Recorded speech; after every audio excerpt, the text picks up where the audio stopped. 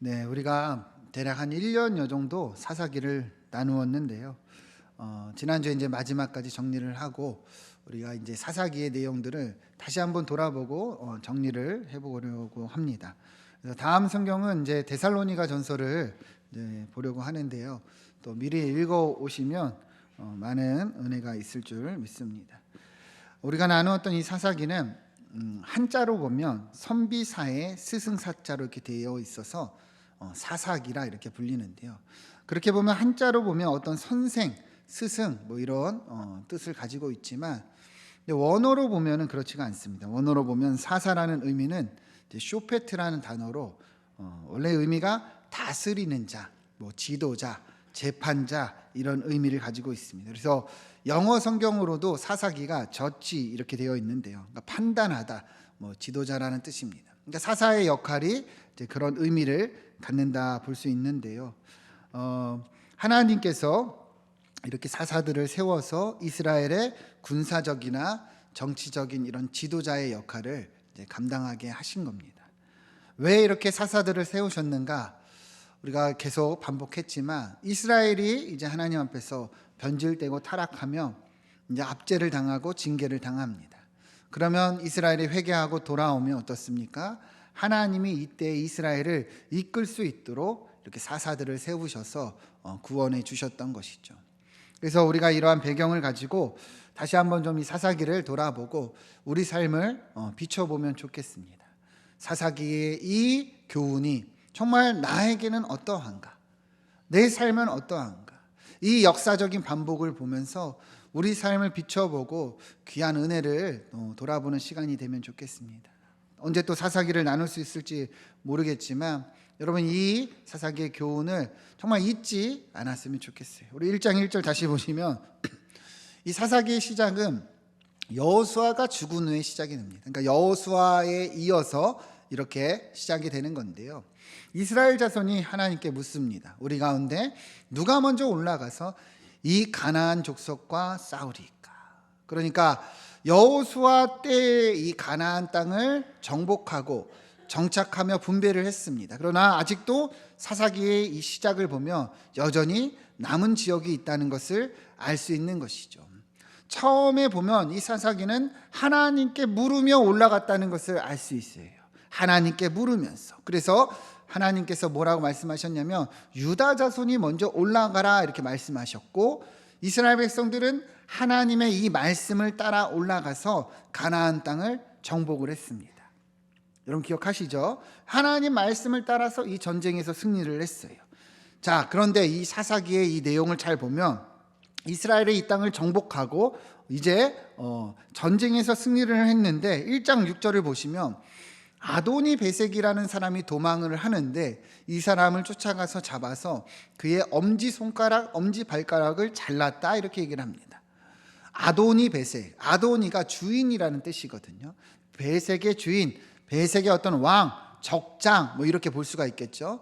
이 사람이 전쟁에서 이제 져서 도망을 하고 있는데 이스라엘 백성들이 잡아다가 어떻게 한 거예요? 엄지손가락, 엄지발가락을 잘랐다는 겁니다. 굉장히 기이한 처벌을 한 것이죠. 그죠? 왜 이렇게 이스라엘이 했는가? 여기에 아주 중요한 의미가 있어요. 뭐냐면 이 당시에 이 가나안 족속들은 전쟁에서 승리를 하면 적장이나 이 장수들을 잡아다가 이렇게 행했다는 거예요. 이런 처벌을 했다는 거예요. 왜냐? 엄지손가락과 엄지발가락이 잘리면 더 이상 이제 전쟁에 나아갈 수가 없어요.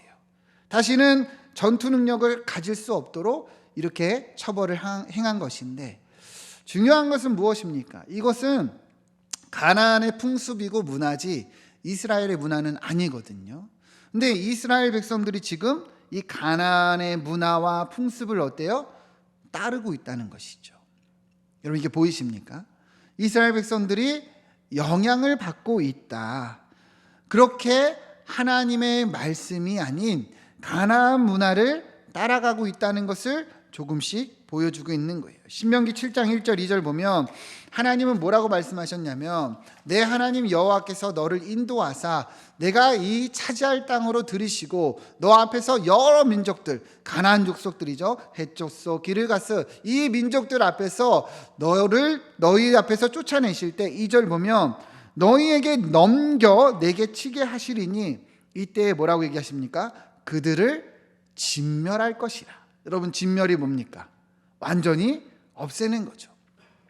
이 진멸이라는 의미는 단순히 이 족속들만 없애라는 게 아니라 이들의 풍습이나 문화까지도 없애라는 거죠. 그죠? 따르면 된다는 거예요? 안 된다는 거예요?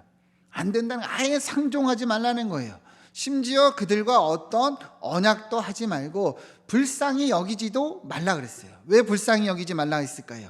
이들은요, 이 가나안 족속은 이들의 죄악으로 인해서 하나님의 심판을 받았던 거예요. 그렇기 때문에 아예 상종하지 말라. 왜 그렇습니까? 너희가 이들에게 영향을 받을까? 너희가 이들을 따를까? 그래서 변질될까? 하나님은 걱정하셨던 것이죠. 근데 오늘 본문을 보면 어떤 거예요? 그러한 하나님이 우려하신 그 모습들이 드러나기 시작한 거예요. 분명하게 하나님이 진멸하라 하셨음에도 불구하고 조금씩 따르고 변질되고 있다는 것을 사사기의 시작은 보여주고 있는 거예요.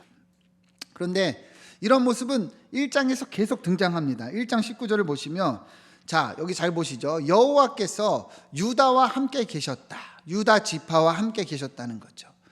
사사기의 시작은 분명하게 하나님이 이스라엘과 함께 하신 것을 말씀합니다.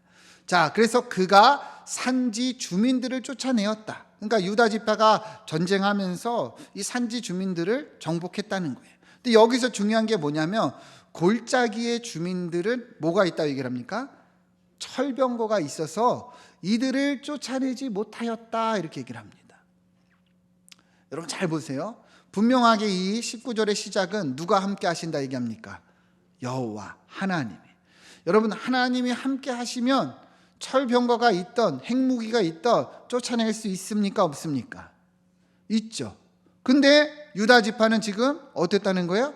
쫓아내지 못했다는, 뭔가 굉장히 아이러니한 이 말씀을 이야기하는 거죠. 왜 그랬을까요? 이 의미가 뭘까요? 잘 보세요, 여러분. 하나님은 분명히 함께 하셨어요. 그죠? 근데 유다 지파는 어떤 거예요? 이 골짜기의 주민들이 철병거가 있으니까 싸우지를 못한 거예요. 자기들이 볼 때는 어떤 거예요? 두려운 거예요. 분명하게 하나님이 함께 하셨음에도 이스라엘 백성들이 어떤 거예요? 유다 지파가 어떤 거예요? 조금씩 변질되기 시작한 것을 보여주고 있는 것이죠. 자기들의 생각은 어떤 거예요? 야, 쟤네들은 너무 세다. 우리가 나가서 못 이길 것 같아. 그러니까 그냥 싸우지 말자. 여러분, 하나님은 분명히 진멸하라고 하셨죠. 그죠? 그러나 유다 지파는 어떤 거예요? 그렇게 하나님의 말씀을 따르지 않고 이제 자기들의 생각대로 그렇게 행하고 있다는 것을 성경은 이야기하는 것이죠. 이 유다 지파뿐 아닙니다. 1장 22절 보면 요셉 가문에 대해서 얘기를 합니다. 이 가문도 베델을 치러 올라갔어요. 여기까지는 뭔가 하나님 말씀 따라 간 거예요. 그죠? 자, 그래서 하나님도 분명히 함께 하신다 이렇게 얘기를 하죠. 근데 23절 보면 요셉 가문이 이제 베델을 정탐하게 했어요. 그 성읍을 보니까 루스라는 성읍이에요. 자, 24절 보면, 자, 이 성읍을 정탐한 이 정탐꾼들이 정탐하다가 요 성읍에서 한 사람이 나온 것을 봅니다. 그리고 뭐라고 얘기를 하냐? 그에게 청하노니 이 성읍의 입구를 우리에게 보이라. 그러니까 이 거주민에게 여기 입구가 어디야? 그거 알려주면 우리가 너한테 선대하겠다. 선대가 뭐예요? 우리가 너에게 좋은 보상을 하겠다, 이런 의미죠. 여러분 잘 보세요. 앞서 신명기에서 하나님께서 뭐라고 얘기했습니까? 그들을 진멸하고 그들과 어떤 언약도 하지 말라 얘기를 했어요. 분명히 하나님 말씀은 그랬어요. 근데 지금 요셉 지파는 어떤 거예요? 요셉 가문은 어떤 거예요?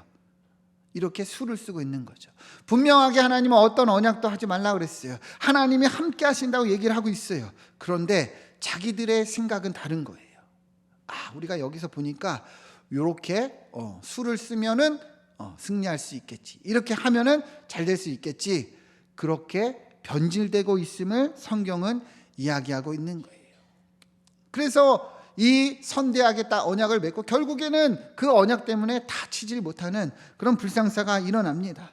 요셉 지파뿐만 아닙니다. 27절 보면 므낫세가 베스안과 그에 딸린 마을들의 주민들, 다낙과 그에 딸린 마을들의 주민과 돌과 그에 딸린 마을들의 주민과 이블루함과 그에 딸린 마을들의 주민과 무깃도와 그에 따른 마을들의 주민들을 쫓아내지 못했다, 이렇게 얘기를 해요. 쫓아내지 못했다. 하나님의 함께 하심에도 이스라엘 백성들이 이제 어떤 거예요? 자기들의 생각, 자기들의 소견, 조금씩 타협하고 변질되더니 이제는 쫓아내지를 못해요. 그래서 마지막에 보면 뭐라고 합니까? 가나안 족속이 결심하고 그 땅에 거주하였다. 여러분, 자기들의 소견대로 이스라엘이 조금씩 타협하는데 결국에는요, 그래서 승리를 하고 그래서 진멸을 했냐? 그렇게 할 수 있었냐? 못했다는 거예요. 그러니까 이제는 가나안 족속이요, 맘 놓고 얘네들 별거 아니네, 그냥 공생하고 있다는 것을 성경은 이야기하고 있는 거예요. 여러분, 이게 보여야 되는 거예요. 하나님 말씀에 온전히 순종하지 않고 내 생각, 내 뜻 조금씩 여기에 가미하고 그렇게 따르기 시작하더니 결국에는 이 결과가 이렇게 됐다는 거죠. 여러분, 우리도 신앙생활 하는 데 있어서 내 생각, 내 뜻 그것이 아니라 무엇을 따라야 됩니까? 하나님의 말씀을 따라야 되는 거예요. 오늘날 한국 교회를 보면 너무도 이제 성도들이 똑똑해졌어요. 성도들이 이제 지식이 많아졌어요. 그러니까 자기들의 생각대로 신앙생활을 하는 사람들이 많아요. 여러분, 가나안 성도라고 아십니까? 가나안 성도? 가나안 성도, 뭔가 거룩해 보이지만 이 의미는 거꾸로 하면 안 나가예요. 안 나가. 아니, 꼭 교회를 나가야 되냐? 뭐 믿음만 있으면 되지. 제가 우리 동네 주민 중에 하나도 그런 얘기를 하더라고요. 꼭 교회에 나가야 뭐 내가 믿음이 있는 건 아니지 않냐. 여러분, 성경을 보면, 초대교회를 보시면, 교회의 시작을 보면 하나님이 뭐라고 얘기했습니까? 모이기에 힘쓰라. 모이기에 힘썼어요. 교회를 통해서 하나님은 예배를 받으시고 말씀을 전했다는 것이죠. 이뿐만이 아닙니다. 뭐 11조부터 시작해서 뭐 헌금부터 시작해서 우리의 머리가 너무 커졌어요. 그래서 이게 성경적인지 아닌지 자꾸만 생각하고, 근데 결국에 그래서 가나안 족속들은요, 여러분, 공존하기 시작했다는 거예요. 우리가 온전히 헌신하고 하나님 앞에 나아가지 않고 하나님의 말씀대로 살지 않고 내 생각이 가미되면 조금씩 달라지기 시작한다는 거예요. 2장 1절 보시죠. 이들의 모습에 이제 여호와의 사자가 길갈에서부터 복임으로 올라옵니다. 이거는 역사적인 흔적이에요. 하나님의 약속을 따라왔다는 거죠. 하나님이 뭐라고 얘기하냐? 내가 너희를 애굽에서 올라오게 하였다. 내가 너희의 조상들에게 맹세한 땅으로 들어가게 하였다. 내가 이르기를 내가 너희와 함께한 언약을 영원히 어기지 아니하였다. 그 하나님의 말씀은 뭐냐면, 야 이스라엘아, 내가 너희들에게 약속한 거 지금까지 하나라도 어긴 거 있니? 하나라도 어긴 거 있니? 나는 성실하게 너희하고 한 약속을 다 지켜왔어. 내가 너희에게 베푼 은혜를, 내가 너희에게 베푼 구원을 너희들 한번 생각해봐. 단 하나라도 내가 거짓말한 거 있니? 자, 2절 보시죠. 그런데 너희는 이 땅의 주민과 언약을 맺지 말고 그들의 제단을 헐라하였거늘 왜 너희는 나와의 약속을 지키지 않냐? 내 목소리를 듣지 않냐? 주님은 그렇게 말씀하고 있다는 거죠. 여러분, 한번 돌아보세요. 여러분들의 인생에 하나님은 한 번이라도 여러분과의 약속을 어긴 적이 있으십니까? 하나님이 한 번이라도 여러분을 떠난 적이 있으십니까? 없죠. 한 번도 없어요. 근데 우리는 왜 그러냐는 거예요. 우리는 왜 자꾸 내가 왕되고 내가 중심되어서 뒤돌아서면은 잊어버리는 삶을 사냐, 그런 이야기인 거죠. 내 목소리를 듣지 않고 어찌하여 그리하였느냐, 주님은 말씀하고 있다는 것이죠.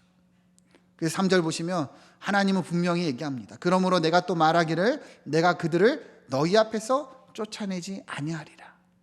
하나님의 징계가 시작이 된 거예요. 너희가 그렇게 내 말을 따르지 않고 내 약속을 어겼으니 분명히 신명기에 이야기한 대로 이러한 일이 일어날 거야. 그들이 너희의 옆구리에 가시가 될 것이고 그들의 심들이 너희에게 올무가 되리라. 주님은 이렇게 말씀하셨다는 거예요. 이 말이 무엇입니까?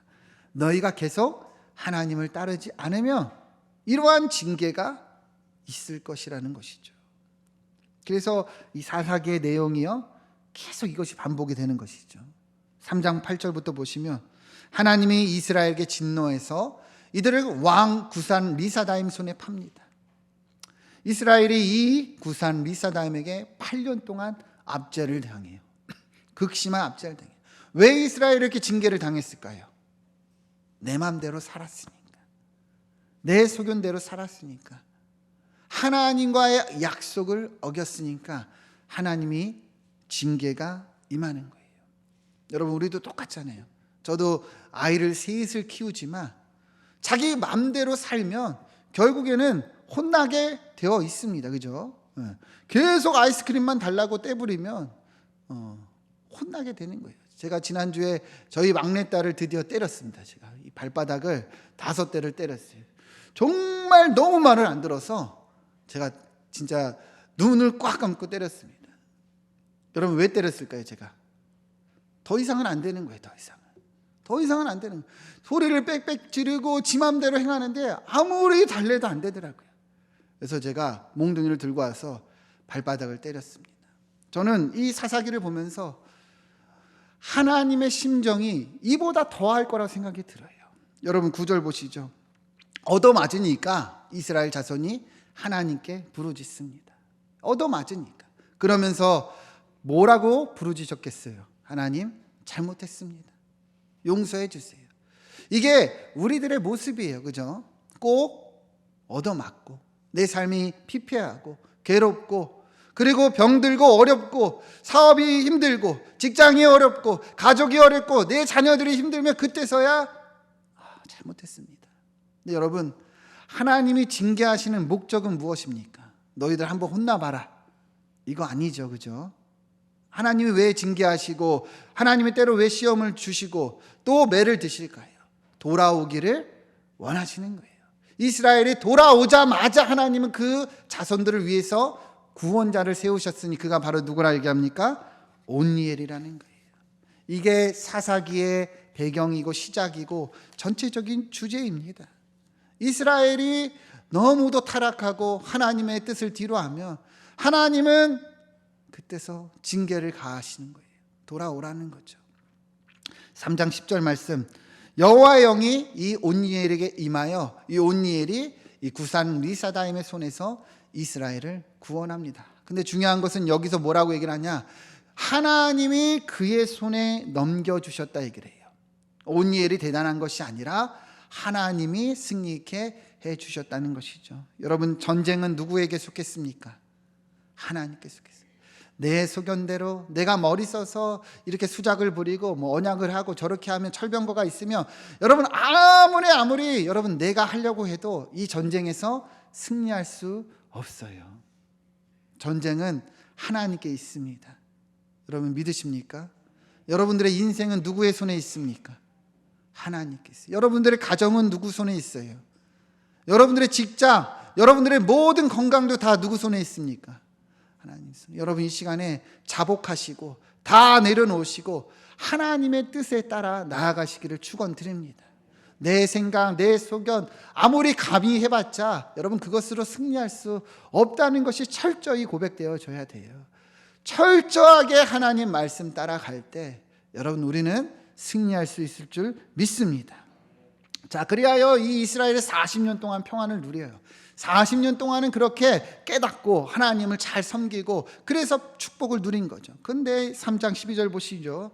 이스라엘이 또 여호와의 목전에 악을 행합니다. 여기서 중요한 포인트가 뭐냐? 따라해 봅시다. 또라는 거예요. 또. 이 사사기의 사이클이 계속 이렇게 돼요. 그래서 하나님이 구원해 주시고 회복해 주시면 또 어김없이 하나님 앞에서 악을 행한다는 것이죠. 여러분, 이 사사기가 이야기하는 게 뭘까요? 이스라엘은 정말 이 정도로 아주 형편없어, 이게 아니라 너희는 어떠냐예요. 너희는 이 말씀을 보는 우리는 어떠냐는 거죠. 여러분, 한번 돌아보세요. 저는 진짜 부끄럽게 수없이 반복을 했습니다. 하나님 앞에 회개하고 하나님이 도와주시면 또 돌아서서 내 맘대로 살다가 또 얻어맞고 또 돌아오고 이랬거든요.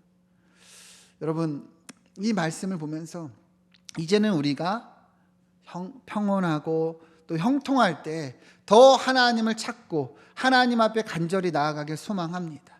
그래서 이스라엘이 또 목전에 악을 행하며 이제는 모압과 에글론의 압제를 당합니다. 그래서 13절 보면 에글론이 암몬과 아말렉 자손들을 모아서 이스라엘이 종려나무 성읍을 점령했어요. 아주 상징적인 의미죠. 그래서 14절 보면 18해를 섬겼다 얘기를 합니다. 18년 동안 압제를 당한 거예요. 하나님이 또 어떤 거예요? 더 이상은 안 되겠다 생각하셔서 또 징계를 행하신 것이죠. 그러니 어떻겠습니까? 이스라엘이 또 이제서야 돌아옵니다. 15절 보면 이스라엘 자손이 여호와께 부르짖음에 그들을 위하여 하나님이 한 구원자를 세우셨으니 이 사람이 누구냐? 왼손잡이 에훗이라 이렇게 얘기합니다. 왼손잡이 에훗이라. 이제는 하나님이 이 이스라엘의 이 죄악을 또 용서하시고 한 사사를 세우신다는 거죠. 제가 이 사사기의 배경을 보면 굉장히 어둡고 또 이 사사기가 어떻게 보면 읽으면서도 괴롭거든요. 근데 이 메시지 가운데서 아주 중요한 의미가 이 사사들 가운데 있어요. 여러분, 이 에훗이 왼손잡이라 얘기를 하거든요. 근데 이게 원어로 보면 장애가 있다는 거예요. 불편하다. 그러니까 온전히 오른손을 쓰지 못해서 왼손을 사용한다 이렇게 볼 수가 있는데, 그렇게 불편하고 연약하고 어려운 상황에 있는 사람도 결국에는 하나님이 함께 하시니까 이 사람이 사사로 세워지고 이스라엘을 구원하는 아주 주님의 귀한 통로가 되고 있음을 성경은 이야기하는 거예요. 자기 잘났다고 내 마음대로 살고 내 힘으로 사는 이 이스라엘과 굉장히 대조가 되는 것이죠. 자, 3장 31절 보면 에훗 후에는 아낫의 아들 삼갈이 있다 얘기를 합니다. 또 다른 사사예요. 그죠? 이 삼갈은 아낫의 아들인데, 아낫이라는 것은 가나안의 신의 이름이에요. 그러니까 이 삼갈이 어떤 이 가문에 있던 사람이냐, 이방 민족이거나 아니면 우상을 섬기는 그런 가문의 사람이에요. 근데도 하나님이 사용하시니 그가 이러한 사사가 되어서 무려 블레셋 사람 600명을 죽였대요. 특별히 이 사람은 또 소모는 막대기로 싸웠대요. 군사도 아닌 거예요. 농사 지었던 사람이에요. 그런데도 하나님이 사용하시니 어떤 거예요? 이런 놀라운 일이 일어나는 것이죠. 여러분, 이게 아주 중요한 메시지입니다. 내가 아무리 잘나도 내 힘으로 살고 내 배경으로 살면 절대로 성공하지 못해요. 절대로 하나님께 쓰임받지 못합니다. 그러나 아무리 연약하고 불편하고 장애가 있고 내 배경 상황 아무리 안 좋아도 하나님이 함께 하시면 우리는 쓰임받는 인생이 될 줄 믿습니다. 승리할 줄 믿습니다. 왜 그렇습니까? 전쟁은 누구에게 속했어요? 하나님께. 여러분의 인생은 누구에게 속했습니까? 하나님께. 그러니까 여러분들의 자녀를 위해서도 그렇게 기도해야 돼요. 하나님께 속한 인생, 하나님께 쓰임받는 인생, 하나님께 의지하는 인생이 되게 해달라고 기도해야 됩니다. 지금 보이지 않고 지금 방황하는 것 같고 괜찮아요. 하나님이 붙드시며 놀라운 일이 일어날 줄 믿습니다. 우리는 계속 그것을 위해서 기도해야 되고 또 우리도 그렇게 살아가야 된다는 것이죠. 이 사사기가 어둡고 이 주제가 정말 깜깜한 것 같아도 하나님의 이 한 줄기 빛을 계속 비춰주고 있다는 것이죠. 이어지는 드보라도 똑같습니다. 4장 1절 보면 에훗이 죽었어요. 그러니까 이스라엘 또 여호와의 목전에 악을 행하며 또 이렇게 등 따시고 배부르며 이렇게 변질되는 거예요. 그래서 하나님께서 이번에는 하솔의 가나안 양 야빈의 손에 이들을 파는데요. 이 야빈 왕은 3절을 보면 철병거가 900대나 있대요. 그러니까 지금으로 보면 엄청난 군사력을 가지고 있는 것이죠. 이스라엘이요, 잽도 안 되는 거야. 대응할 수도 없어요. 그러니 엄청난 압제를 당하고 극심한 고통을 당하다가 이제 또 하나님께 돌아갑니다. 하나님께 찾아요. 자, 그럴 때 하나님이 누구를 세우냐? 4절 보시면 라비돗의 아내 여선지자 드보라를 이스라엘의 사사로 세우십니다. 이스라엘의 지도자로 누구를 세우셨다고요? 여자 선지자 드보라. 5절 보면 사람들이 이 사람에게 재판까지 받았다 이렇게 얘기를 하는데요. 여러분, 우리가 룻기서를 금요일마다 나누지만 이 당시에 이 여자의 어떤 신분은 굉장히 낮았어요. 그러니까 이스라엘의 지도자로 여자가 세워졌다. 이건 엄청난 파격적인 거죠. 고대 사회에는 여자들의 인권이요 거의 없다고 보면 됩니다. 여자 혼자 생산활동도 할 수 없었어요. 남자들에게 반드시 귀속되어야지만 살 수가 있었죠. 그죠? 그래서 계대 문화도 있었던 것이고요. 그래서 여자들은 인구수에 포함도 안 시켰습니다. 예. 그런데 여자를 하나님이 지금 이스라엘의 사사로 세우고 계시다는, 그러니까 하나님의 관점은 완전히 다른 거예요. 인간들은 악해서 이러한 여장들의 인권도 무시했었지만 하나님의 보는 관점은 다른 거죠. 앞서 에훗, 삼갈, 드보라, 여러분 놀라운 의미 아닙니까? 아무리 시대가 어둡고 아무리 이스라엘이 그렇게 타락해도 하나님께 쓰임받는 사람들은 있었다는 거예요. 배경도 약하고 여러 가지 연약함도 있고 불편함도 있고 신분도 좋지 않아도 하나님이 사용하시면 이렇게 놀라운 일들이 일어나는 거죠. 그러니까 우리는 무엇을 바라봐야 됩니까? 내 연약함, 내 부족함이 있어도 괜찮다는 거죠. 그죠? 오히려 내가 잘나서, 내가 똑똑해서, 내가 많이 배워서 하나님을 뒤로하고 사는 것이 더 불행하고 그것이 진짜 저주라는 거예요. 연약함을 알고 하나님을 의지하고 나아가며 하나님이 사용하시고 이렇게 승리를 주신다는 거예요. 이러한 사사, 이러한 재판관의 역할은 구약시대를 전체를 봐도 모세나 사무엘 정도밖에 없었어요. 근데 하나님은 이러한 드보라라는 한 여인은 주님의 귀한 도구로 쓰고 계시다는 것을 알 수 있는 것이죠. 그래서 드보라가 바락이라는 군대 장관을 통해서 이제 전쟁을 명합니다. 14절부터 보면 여호와께서 시스라를 내 손에 넘겨주시니 하나님이 너의 앞서 나가지 아니하시느냐, 나아가라, 이렇게 명합니다. 그래서 15절 보면 여호와께서 바락 앞에서 시스라와 그의 모든 병거와 온 군대를 칼날로 혼란에 빠지게 하심에 이들이 엄청난 승리를 합니다. 16절 보시죠. 바락이 그의 병거들과 군대를 추격하여 하로셋 학구임에 이르니 시스라의 온 군대가 다 칼에 엎드려져 한 사람도 남은 자가 없었더라. 여러분 보이십니까? 하나님이 이러한 놀라운 승리를 주셨다는 거예요. 이 전쟁도 분명히 얘기하죠. 하나님이 싸우셨어요. 철병거가 900대가 있습니다. 말도 안 되는 군사력의 차이예요. 그러나 하나님이 함께 하시니 이 승리가 있었다는 거죠. 그래서 시편 83편 9절에도 이런 기이한 일들에 대해서 언급을 해요. 주는 미디안인에게 행하신 것 같이 기손시내에서 시스라와 이 야빈에게 행하신 것 같이 그들에게도 행하소서. 역대적 역사라는 거예요. 이적과 기적을 하나님이 행하셨다는 거예요. 이 승리를 시편도 고백하고 있죠. 여러분 우리도 이러한 인생이 되기를 소망합니다. 우리 앞에도 얼마나 많은 철병거가 있고 얼마나 거대한 적군들이 있습니까? 이 사사기에서 우리가 보는 것이 무엇이에요? 내 마음대로 내 소견대로 살며 아무리 하나님이 함께하고 하나님이 이 말씀을 주셔도 결국에 이루어지지가 않아요. 아무리 잘나고 아무리 능력이 있어도 하나님이 함께 하시지 않으면 승리할 수 없다는 거예요. 그러나 중요한 것은 우리가 연약해도 하나님이 함께 하시면 승리하게 된다는 거예요. 내가 좀 학벌이 낮고 우리 집안이 어렵고 나에게 장애가 있고 불편함이 있고 다 괜찮다는 거예요. 이게 지금 성경에서 이야기하고 있는 거 아닙니까? 이 사사기에서 얘기하고 있는 거 아닙니까? 여러분 하나님이 사용하시면 우리는 승리할 줄 믿습니다. 이게 진짜 사사기에서 우리가 볼 수 있는 교훈이어야 된다는 거예요. 늘 돌아봐야 돼요. 여러분 내가 살고 있는가? 주님이 사시는가? 내가 왕이 되어 있는가? 우리 주님이 왕이신가? 내 맘대로 내 소견대로 하나님 도와주세요. 우리가 그렇게 살고 있다면 여러분 이 시간에 정신을 바짝 차려야 됩니다. 우리의 신앙은 내 뜻을 이루는 것이 아니라 하나님의 뜻을 이루는 삶이에요. 내가 바라는 대로 사는 것이 아니라 하나님이 바라는 삶을 구하고 따라가는 삶입니다. 예수님은 자기 십자가 지고 나를 따르라고 했습니다. 그런데 우리는 어떻게 살아요? 주님이 십자가를 지고 나를 따르라고 살고 있다는 것이죠. 여러분 이 사사기를 통해서 분명하게 돌아봅시다.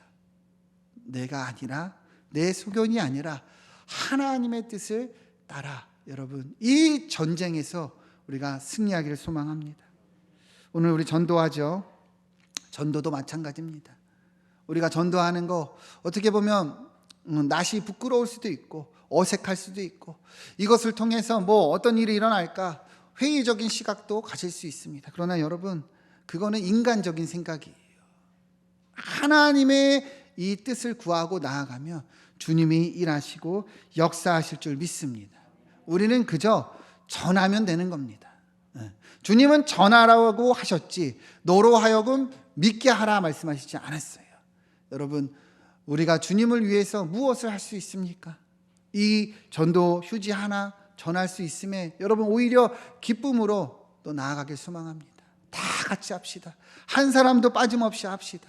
그래서 여러분 우리가 이 행한 것 자체로 여러분 우리는 승리요 기쁨인 줄 믿습니다. 이렇게 기도하겠습니다.